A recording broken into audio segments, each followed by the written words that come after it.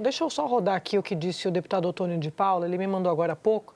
Ele, vocês se lembram, ele foi vice-líder do governo Bolsonaro, depois ele passou a ser um crítico ali das medidas, decisões do governo Bolsonaro e se aproximou do governo Lula. Hoje eu coloco ele disse que não é nem de esquerda, não é nem de esquerda, ele não é nem Lula nem Bolsonaro, mas ele está muito próximo do governo Lula. Então me chamou bastante atenção aqui a fala dele pública, uma postagem nas redes sociais. Ele é um dos principais expoentes da bancada evangélica, tá? Ele diz assim, o desastre é tão grande que de uma só vez Lula, e ele marca o presidente, se associa ao ataque aos conservadores, aos católicos evangélicos e à família tradicional. Lula comete os mesmos erros de Bolsonaro, arrogância, não dando ouvido aos alertas e comunicação exclusiva com a sua bolha eleitoral. Quantos votos Lula perderia se fosse cauteloso em não participar do desfile? Nenhum. Agora, quantos pode ter perdido ou deixará de ganhar com esse movimento desastroso? Muitos. Aí ele diz, o PT não calculou que uma parte considerável dos eleitores de Lula são conservadores, de acordo com as pesquisas. Resultado, pá de cal na tentativa de dialogar com os evangélicos. Enfim, a direita agradece. Achei importante, interessante e concordo com a avaliação do deputado, porque eu sempre disse isso aqui, digo isso há muito tempo. Muitas vezes, setores do PT tratam os evangélicos como os evangélicos, um grupo único e como um fenômeno eleitoral. Chega na eleição, vamos dialogar. Não. Então, assim, você não vê nenhum tipo de aceno, nenhum tipo de diálogo, tem tentativas de setores no governo, mas você não vê um canal de comunicação e uma urgência desse assunto, como se fosse, sim, deixa para depois. Quando chegar lá, a gente vai pedir os votos. E, de fato, quando você olha para setores da direita, é fluido. É como se fosse parte incorporada à paisagem do campo adversário. E assim, foi o que eu escrevi no Globo, né? Não, assim, um adversário não teria feito melhor assim, o desastre que foi essa questão. Vamos lembrar o seguinte, vamos pensar só em termos eleitorais, não vamos discutir carnaval, vamos discutir a questão eleitoral. Os evangélicos são coisa de 30% do eleitorado, sendo que desde 2018, todas as pesquisas mostram que o bolsonarismo tem em torno de 70% a 75% dessa fatia. Ou seja, o Lula, ainda, apesar de todas as questões, tanto o Lula quanto a Haddad, tem pelo menos 25%. Então, ele está falando, não é que ele simplesmente, quer dizer, está excluindo também parte do seu próprio eleitorado. Eu acho que essa aqui é assim, o que... É isso que ele fala aqui, os conservadores que votam no PT. Porque assim, parte enorme do eleitorado lulista é conservador, sim. Imaginar isso, quer dizer, que o eleitorado do presidente Lula é de esquerda, literalmente não consegue compreender como funciona o Brasil. Talvez até a maioria do eleitorado lulista no Brasil, ele é conservador. E para ele ser colocado como dentro de uma lata de ervilha, como se aquilo fosse ruim, quer dizer, ou seja, ser conservador é ruim, isso é agressivo. Obviamente que ninguém, que não foram estrategistas nem do governo, nem do PT que estiveram lá fazendo a questão das fantasias, e isso não faz parte, ou seja, não é o Lula que decidiu. Não importa, na política não é assim que as coisas funcionam. O fato de que até 30 minutos antes do desfile, a primeira-dama Janja da Silva estava indecisa entre desfilar ou não, o fato que a ministra Aniele queria desfilar, o fato do presidente Ibratu querer, assim, quase desfilar, até o último momento estava ali na questão do desfile, só não foram desfilar pela votação na semana passada do TSE, que acendeu todos os alertas possíveis de escolher problemas eleitorais no futuro, foi, assim, já mostra como a proximidade, obviamente, que havia entre o presidente Lula e o que estava. Ele estava já dando um aval, sem ter visto quais eram as alas da escola, estava dando um aval àquela homenagem. O trabalho que o governo, que o presidente Lula, a campanha dele vai ter para conseguir reaproximar e pelo menos pedir desculpas de alguma forma pelo que aconteceu na Sapucaí, vai ser longo e penoso. Acho que tem isso, concordo, e tem a questão da munição. Exatamente. Porque, óbvio, como qualquer oposição a governo... E você engaja no outro lado. Não, você está esperando a oposição a qualquer governo. A oposição a Bolsonaro estava esperando ele atravessar a rua para escorregar na casca de banana. Exatamente. A oposição ao governo Lula também está esperando isso. Então, acho que tem isso também, Joel, como você turbina, né, a oposição. Por exemplo, eu recebi vários políticos dentro dessa lata, a família, dizendo você deve ter recebido também vários memes. O que mais aparece no meu feed rolando aí é a latinha de conserva com várias figuras de expressão grande até, Sim. colocando a própria família ali, dizendo eu sou com orgulho uma família e isso merece ser conservado, né? A direita não passou anos dizendo a esquerda é contra a família, hein? A esquerda quer destruir a família. E com um alarmismo total, daí vem um desfile. Perfeito, não é um desfile feito pelo Lula, mas o Lula em nenhum momento quis se distanciar daquilo, pelo contrário, como o Trautmann colocou, teve junto daquilo o tempo inteiro.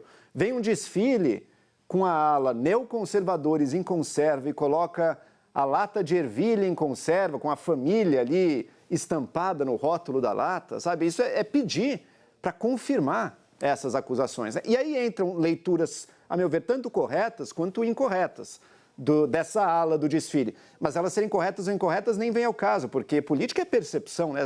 O povo pode estar com uma leitura incorreta. Eu até acredito, e acho que uma leitura cuidadosa dessa ala mostra, que a família não está sendo atacada nessa ala. Pelo contrário, a família é uma coisa boa, mas, diz a crítica, a sátira da ala, a defesa dela, a imagem da família é usada por grupos nefastos que querem se aproveitar de forma oportunística isso. Tá? Então a família não está sendo atacada, mas para muitas pessoas mais conservadores foi assim que foi recebido, foi assim que foi lido. Então já teve esse dano. E agora, tem aqueles críticos que, a meu ver, fizeram a leitura correta dessa ala. Tudo bem, a família talvez não estivesse sendo atacada numa leitura cuidadosa, mas os evangélicos estão. Porque um dos grupos mostrados aí como dos malvados que usam do discurso da defesa da família é justamente o evangélico com a Bíblia na mão. Então, se o desfile quisesse ter feito algo para dificultar um dos principais objetivos político-eleitorais do governo Lula, que é essa aproximação com os evangélicos, se ele quisesse sabotar isso, ele não poderia ter feito melhor do que o que ele fez. Quando você precisa explicar uma ala, o que era, acabou. O jogo está perdido, não se explica.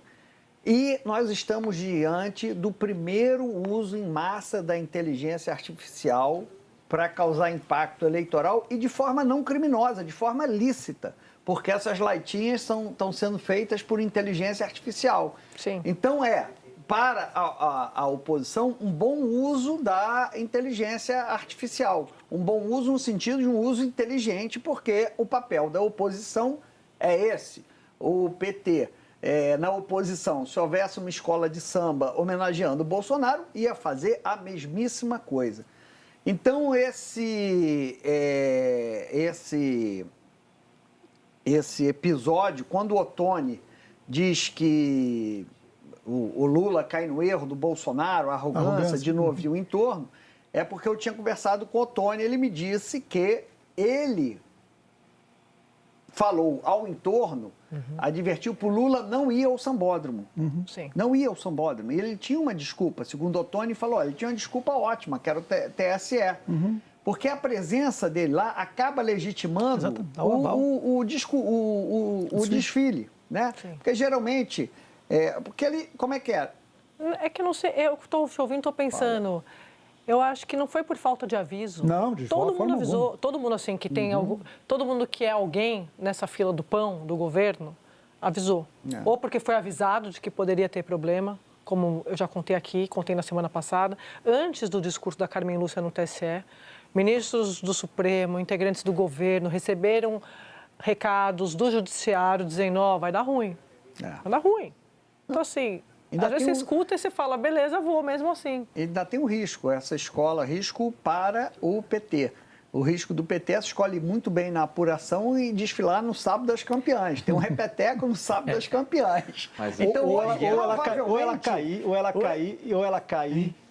e aí a culpa for... Cara, mas eu acho que o PT está torcendo para ela cair, né? Para esquecer, entendeu? Porque se ela vai para o desfile das campeãs, eles devem estar lá vaiando. O PT deve estar lá no sambódromo vaiando a apuração. Eles criaram uma notícia negativa. Exatamente. Gente. É uma pauta negativa para eles.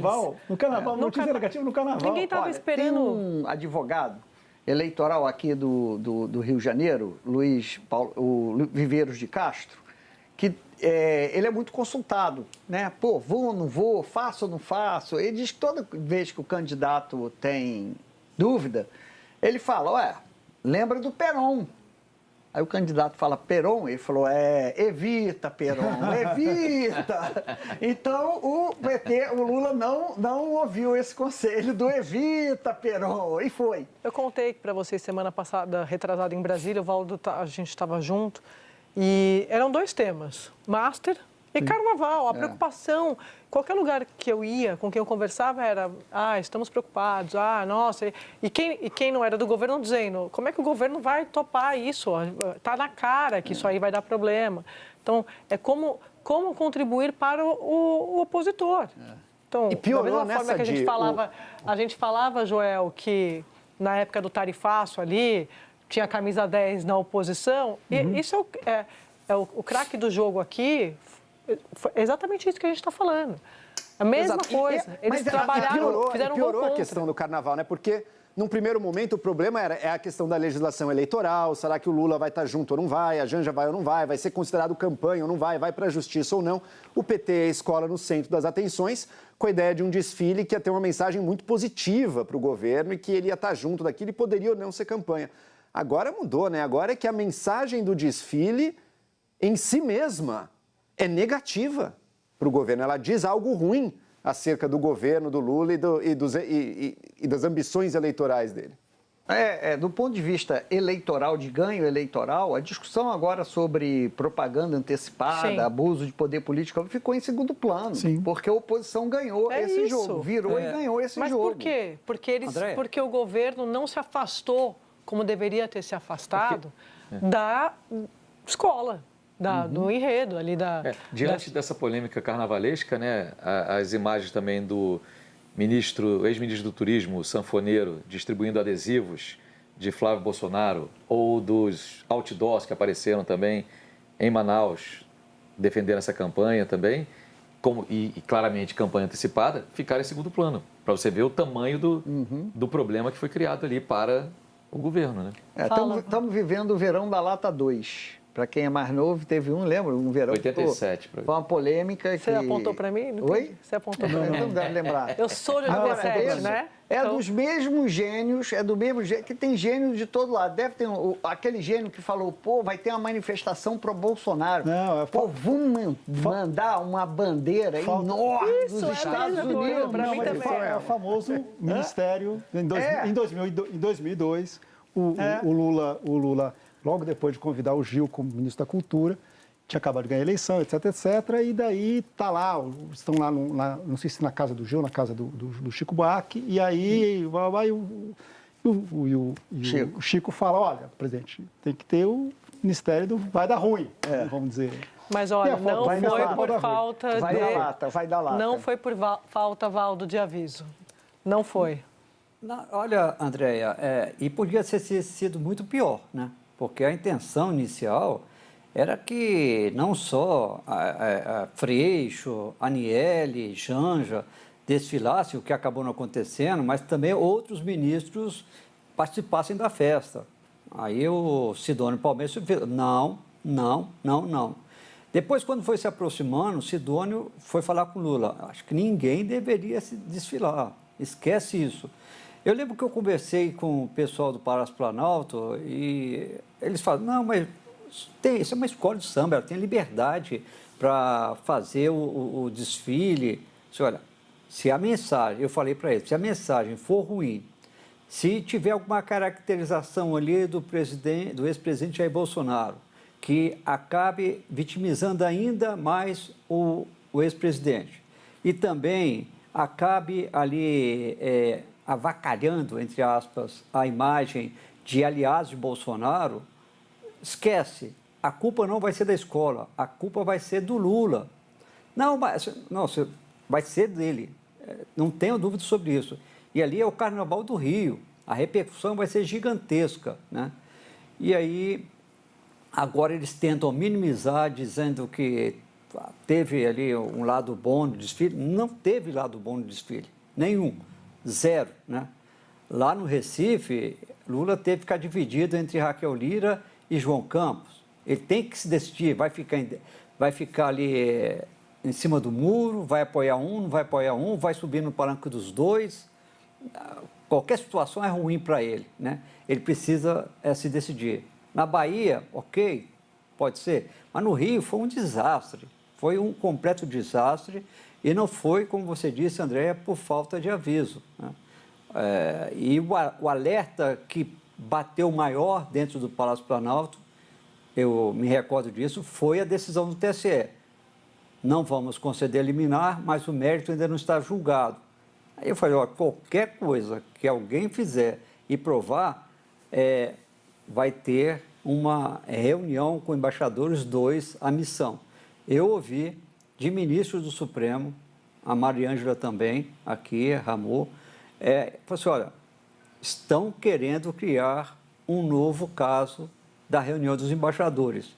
O governo pode evitar, mas, por enquanto, parece que eles estão querendo brincar com perigo. Andréia.